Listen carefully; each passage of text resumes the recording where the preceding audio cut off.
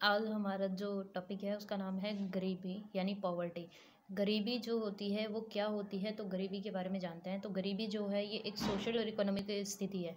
मतलब social level पर अगर आप उतने कैपेबल नहीं हो कि आप अपने लिए खुद की रोज़मर्रा की ज़िंदगी की ज़रूरतें भी पूरी कर सको, तो अगर वो पूरी नहीं कर पाते तो आप गरीबी की कैटेगरी में आते हो।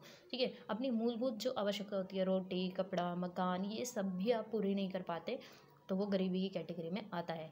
इसे गरीबी को निर्धनता भी कहते हैं। तो निर्धनता का मतलब होता है एक सामाजिक और आर्थिक वंचना, मतलब समाज से वंचित हो जाना और आर्थिक स्थिति से भी वंचित हो जाना। यानी आप अपनी ही चीज़ें, अपनी ही आवश्यकताओं को पूरा नहीं कर पा रहे हो, उसे हम गरीबी कहते हैं। गरीबी का कारण भी यही होता है।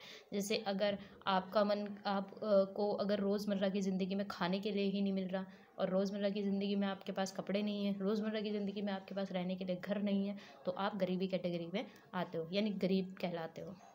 अगर हम गरीबी के प्रकार की बात करें तो दो प्रकार से गरीबी देखने को मिलती है, एक निरपेक्ष गरीबी और एक सापेक्ष गरीबी। निरपेक्ष गरीबी का मतलब क्या होता है? निरपेक्ष, जब देखो, पहले सापेक्ष समझ लेते हैं। सापेक्ष मतलब दो लोगों के बीच में कंपैरिजन की जा रही है। यानी दो व्यक्ति हैं, मान लो एक ए व्यक्ति है और एक बी व्यक्ति है।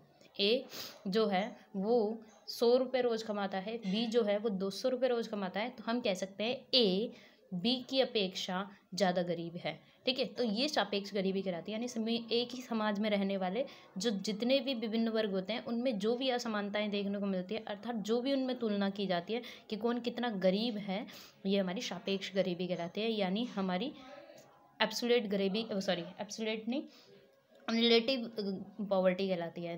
निरपेक्ष गरीबी यानी एब्सोल्यूट गरीबी की बात करें तो एब्सोल्यूट पॉवर्टी जो होती है, जब किसी वर्ग को निरपेक्ष रूप से यानी मौलिक आवश्यकताओं के हिसाब से अगर उनको बांटा जाए, उनकी मौलिक आवश्यकताएं क्या है और वो भी पूरी नहीं कर पा रहे, तो वो निरपेक्ष गरीबी में आते हैं। अब हम बात कर लेते हैं गरीबी निर्धारण के ऐतिहासिक तरीके क्या कहते हैं। तो दादा भाई नौरोजी ने सबसे पहले इसका पता लगाया था। दादा भाई नौरोजी की एक किताब थी poverty and British rule in India. इस पुस्तक में इनके द्वारा 1867 से 1868 में इनकी जीवन जीने की न्यूनतम आवश्यकता के आधार पर इन्होंने गरीबी को बांटा था कि आपके अगर जीवन जीने की छोटी मोटी आवश्यकताएं भी आप पूरी नहीं कर पा रहे, तो आप गरीबी कैटेगरी में आते हो, और अगर अपनी आवश्यकताओं को पूरा कर लेते हो तो आप गरीबी से ऊपर हो। उसके बाद कुछ समिति आई थी, जैसे कि वाई के अलग समिति ने कहा था 1979 में ग्रामीण और शहरी क्षेत्रों में कैलोरी के हिसाब से इन्होंने बांटा था कि कैलोरी जिसकी जितनी होगी। यानी शहरी क्षेत्र में प्रतिदिन कैलोरी प्रति व्यक्ति 2100 होनी चाहिए और ग्रामीण क्षेत्र में प्रतिदिन प्रति व्यक्ति कैलोरी 2400 होनी चाहिए।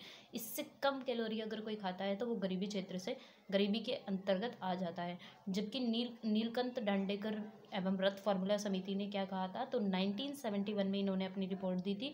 स्वतंत्रता के बाद ये पहली रिपोर्ट देने वाले वैज्ञानिक फॉर्मूले पे बने थे, जिन्होंने ग्रामीण और शहरी दोनों क्षेत्रों को 2250 कैलोरी पे मापा था कि 2250 कैलोरी होगी तो ये माना जाएगा। और अगली समिति थी लकड़वाला समिति, 1993 में बनी थी।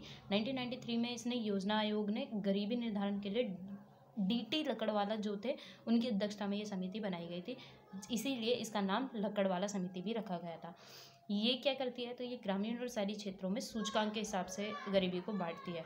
इसके लिए उपभोक्ता मूल्य सूचकांक भी लाया गया। इस सूचकांक में क्या किया जाता है, कंज्यूमर प्राइस इंडेक्स यानी उपभोक्ता मूल्य सूचकांक नापा जाता है और औद्योगिक सूचकांक को भी नापा जाता है।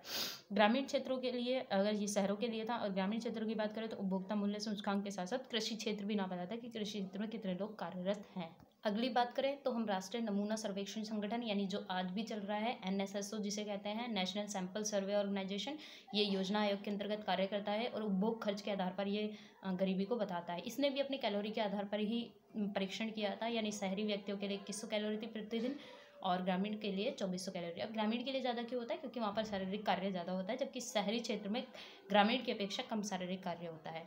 उसके बाद सुरेश तेंदुलकर समिति आई थी, 2004 में ये समिति बनी, लेकिन इसकी रिपोर्ट जो है 2009 में प्रस्तुत की गई थी।